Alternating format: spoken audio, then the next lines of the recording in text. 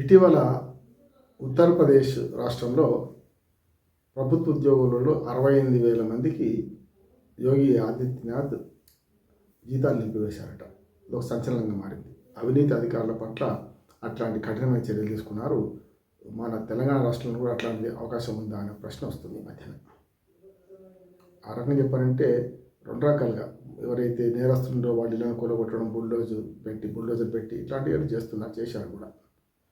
అది వేరు. నా ఉద్దేశం తెలంగాణలోకి వచ్చే కల్లా మనకు ఆ దమ్ము ధైర్యం ఉందా లేదా తర్వాత సంగతి. కానీ కొంతవరకు గతంలో కంటే 2025లో బ్రహ్మాండంగా ఏసీబీ పనిచేసిందని నేను అంటున్నాను. అంటే ఇంకా చాలామంది ఉన్నాయి.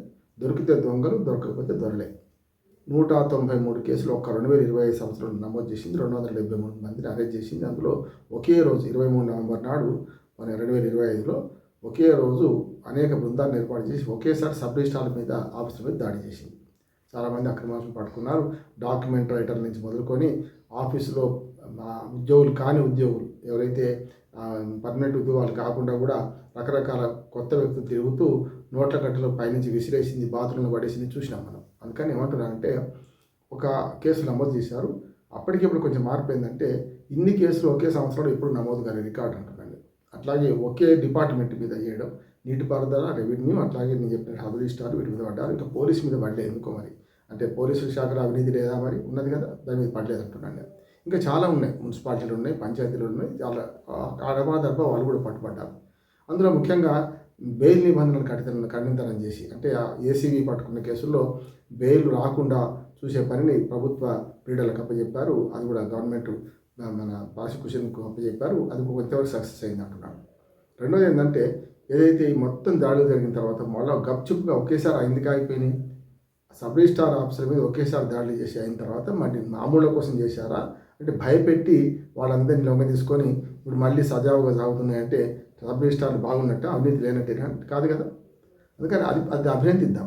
ఏసీబీ కేసులు ఎక్కువ మంది నమోదు చేయడం, ఒకేసారి దాడులు చేయడం, ఇవన్నీ పట్టుకున్నందుకు ప్రభుత్వాన్ని అభినందిస్తూనే ప్రభుత్వ ఉద్యోగులకు ఒక జలకి ఇచ్చారని, ఒక రకంగా కమిషన్ల కోసమే ఈ జలకి ఇచ్చారనే ఆరోపణ కూడా రాష్ట్ర ప్రభుత్వం ఎదుర్కొంటుంది. అంటే ఆ శాఖల్లో ఏసీబీకి రాజకీయ ప్రమేయం లేకపోవచ్చు, కానీ చివరిగా అంటే అక్కడికి ఆపారు అంటే, దాడులు జరిగి ఆపారంటే కొంతవరకు ఎవరిని వాళ్ళు భయపెట్టి ఎక్కడ దొంగలు అక్కడే గప్చుప్ అన్నట్టు మళ్ళీ సజావుగా సాగడానికి మార్గం సులువు చేశారన్న మాట వస్తున్నాయి.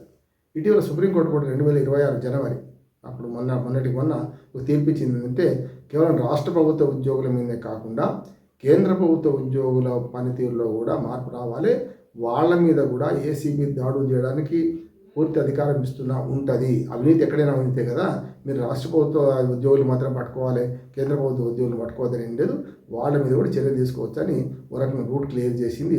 సుప్రీంకోర్టు తీర్పు ఆధారం చేసుకుని ఇంతవరకు కూడా ఒక్క కేంద్ర ప్రభుత్వ ఉద్యోగి మీద కూడా ఇప్పటివరకు అయితే దాడులు జరగలేదు. ఇది కూడా గమనించాలి. ఎందుకంటే సుప్రీంకోర్టు ఇచ్చిన చట్టంలో మార్పు రావాలి కదా, సుప్రీంకోర్టు ఇచ్చినంత మాత్రాన చట్టంలో మార్పు రావాలి కనుక దానికోసం ఆగుతున్నారా, లేకపోతే ఎవరైనా సరే ఒక కేంద్ర ప్రభుత్వ ఉద్యోగైనా రాష్ట్ర ప్రభుత్వ ఉద్యోగైనా ప్రజల నుంచి లంచం తీసుకుంటున్నాడు కనుక అది ఏ పరిధిలో జరుగుతున్నది, మన పరిధి. అది అడ్వకేట్కి చెప్తున్నాను, మన పరిధిలో జరుగుతున్నప్పుడు లంచమే కదా. అంటే రాష్ట్ర ప్రభుత్వం ఉద్యోగం తీసుకుంటే లంచం, కేంద్ర ప్రభుత్వ ఉద్యోగం తీసుకుంటే లంచం కాకుండా పోదు కదా, డబ్బే బ్రైబే కదా. కనుక ఏ భౌగోళిక ప్రాంతంలో జరిగిందో దాని ప్రకారం సుప్రీంకోర్టు తీర్పిచ్చింది అదే. వీళ్ళు దానికి ఏమైనా సవరణ కావాలని కోరుకుంటున్నారో లేకపోతే ఏసీబీ మరి ముందుకు రావడం లేదు తెలియదు, కానీ రాష్ట్ర ప్రభుత్వం ప్రత్యేకంగా ఆ సుప్రీంకోర్టు ఆర్డర్ని పురస్కరించుకొని ఒక ఆర్డర్ ఇవ్వాలి. వీళ్ళకి ఏమనంటే మీరు కేంద్ర ప్రభుత్వ ఉద్యోగులను కూడా అవినీతికి పాల్పడితే పట్టుకోండి అని చెప్పడం, లేకుంటే ఒక మెమో జియో ఇష్యూ చేస్తే అయిపోతుంది. జియో కూడా అవసరం లేదు, ఆ ఇన్స్ట్రక్షన్స్ ఇస్తే అయిపోతుంది అంటున్నాను. ఇక మొత్తం ఓవరాల్గా చూస్తే ఏంటంటే కొండని దవ్వి ఎలకని పడుతుండ్రా, లేకపోతే ఎంతమంది శిక్షలు పడతాయి పట్టుకునే వాటిల్లో అంటే గతంలో కంటే న్యాయమే అంటున్నాను. కొంత స్ట్రిక్ట్ చేశారు. ఇప్పటికైనా సరే ఇంకా ఈ నేను చెప్పిన 3-4 డిపార్ట్మెంట్లు కాకుండా ఇంకా ఇతరత్ర డిపార్ట్మెంట్లు కూడా ఉన్నాయి, అక్కడ కూడా లంచాలు తీసుకుంటున్నారు. ఫిర్యాదుదారు ఎవరైనా ముందుకు వచ్చినప్పుడు మాత్రం పట్టుకుంటున్నారు. ఒకసారి సబ్ రిజిస్ట్రార్ ఆఫీసర్ మాత్రం ఆఫీసర్ల మీద మాత్రం ఒకేసారి దాడి జరిగినాయి. దానిలో మళ్ళీ కాంప్రమైజ్ చేయండి అనే విమర్శ వస్తుంది కనుక ఇది నిరంతరం జరుగుతూనే ఉండాలి. 2026లో మరి కేసుల నమోదు సంఖ్య ఇప్పటికైతే రికార్డు రాలేదు, ఒక 1 మంతే గడిచింది కనుక ఇక ముందు ఉండవచ్చు. కానీ ఏదైనా సరే ఉత్తరప్రదేశ్ ప్రభుత్వం తీసుకున్నంత చర్య తీసుకుంటుందా లేదా అనేది రాష్ట్ర ప్రభుత్వం చిత్తశుద్ధిపై ఆధారపడి ఉంటుంది. కానీ ప్రభుత్వ ఉద్యోగులతో ఎవరు పెట్టుకోరంటున్నాను. చాలా వరకు ఐసోలేట్ చేసి దాదాపు 10 లక్షల మంది ఉద్యోగులు ఉంటారు తెలంగాణలో అన్ని రకాల డిపార్ట్మెంట్లు కలిసి. ఈ 10 లక్షల మంది ఉద్యోగుల మీద వాళ్ళ వ్యతిరేకతను ఎదుర్కోవడానికి ఏ ప్రభుత్వం సిద్ధంగా ఉండదు. పీపుల్స్ ఫ్రెండ్లీ పోలీసింగ్ కానీ పీపుల్స్ ఫ్రెండ్లీ గవర్నమెంట్ కానీ ఉండాలి. కానీ ఇప్పుడు మనకు దాంతోపాటు పనిచేసే అధికారులకు కూడా ఉంటుంది కదా, ఎంప్లాయీ ఫ్రెండ్లీ గవర్నమెంట్ కూడా ఉన్నది కనుక ఆ ఫ్రెండ్షిప్ అంతవరకే. అంటే తమ్ముడు తప్పుడే, పేకాట పేకాటే, ధర్మం తమ్ముడే తప్పైనా ధర్మరాజు ధర్మమే అన్నట్టు చేయాల్సిన పని ఉన్నది. ఉత్తరప్రదేశ్ ఆదర్శంగా తీసుకునే పరిస్థితి మనకు ఉందా లేదా తర్వాత, కానీ కనీసం అవినీతి ఆగాలంటే ఫిర్యాదు లేకుండానే మీరు స్వచ్ఛందంగా డిపార్ట్మెంట్ దాడి చేయండి. ఇప్పుడు చూస్తే మనకు అక్రమాస్తులు అంటే ఆదాయానికి మించిన ఆస్తులు ఉన్నవాళ్ళు ఉన్నారు. అట్లాగే ప్రతిరోజు లంచం లేని ఇంటికి పోయేవాళ్ళు, నిద్రపట్టి రోజుకు ₹1,00,000 కళ్ళ చూసే తప్ప ఇంటికి పోని పెద్ద పెద్ద ఆఫీసర్లు ఉన్నారు. అంతటా లంచం అంటే డబ్బే కాదు, అవినీతి అంటే డబ్బే కాదు, అవినీతి అంటే కేవలం డబ్బు తీసుకోవడం కాదు. భారతీయుడు సినిమాలో ఒక డైలాగ్ ఉంటుంది, మీరు ఫారిన్లో లంచం తీసుకోవడం లేదా, వాడిని కాకుండా నన్నెందుకు చంపుతున్నావు అని అధికారి కమల్ హాసన్ భారతీయుడి పాత్రను అడుగుతారు. అప్పుడు భారతీయుడి పాత్రలో ఉన్న కమల్ హాసన్ ఏమంటాడంటే, అక్కడ చేయకూడని పనికి లంచం తీసుకుంటాడు వాడు కనుక అది అట్లా, కానీ మన దగ్గర చేయదగ్గ పని, నువ్వు డ్యూటీ చేయాల్సి పబ్లిక్కు చేయాల్సిన పని కోసం లంచం తీసుకుంటున్నావు కనుక నేను చంపేస్తాడు. అందుకని ఏమంటానంటే ప్రభుత్వాధికారులు అందరూ దొంగలు కాదు, కానీ ఉన్న దొంగలు పట్టుకోవాలా లేదా అంటున్నాను నేను. వ్యవస్థలో లోపాలు ఉన్నాయి, ఆ లోపాలు సవరించుకునే క్రమంలో అందరూ అక్రమార్కులు కాదు, కానీ అక్రమార్కులను పట్టుకునే బాధ్యత మన రాష్ట్ర ప్రభుత్వాన్ని. అందుకని నేను ఏమంటా అంటే 90% మంచిగా ఉన్న 10% మంది అవినీతి పనులు ఉంటే మొత్తం డిపార్ట్మెంట్కు చెడ్డ పేరు వస్తుంది. పై అధికారులు కూడా చాలా వరకు దీన్ని పాటించాల్సిన అవసరం ఉంది. దాంతోపాటు ఏమంటారంటే చెడుకు శిక్ష ఎంత అవసరం, మంచికి ప్రోత్సాహం కూడా అంతే అవసరం.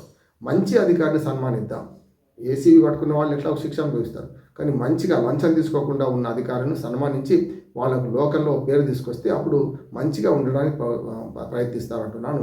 చెడుకు శిక్ష ఎంత అవసరమో మంచికి ప్రోత్సాహం అవసరమో అది చేస్తే తప్పక కొందరు మారే అవకాశం ఉంది. మంచికి ప్రోత్సాహం లభిస్తుందని ఉంటే బాగుంటుంది. లేకుంటే నా ఖాతా హాయ్ నా ఖిలాతా హాయ్ అని చెప్పి వాళ్ళు పక్కన పెట్టే పరిస్థితి ఉంటుంది కనుక, లూప్ లైన్లో పెట్టే పరిస్థితి ఉంటుంది కనుక అధికారులు మంచి అధికారులను మీరు మంచి పోస్టులు ఇవ్వండి. వాళ్ళకు స్ట్రిక్ట్గా ఉంటారు కనుక కొంత అక్రమాలు జరుపుకుంటూ ఉంటాయి, ప్రభుత్వానికి మంచి పేరు వస్తుంది.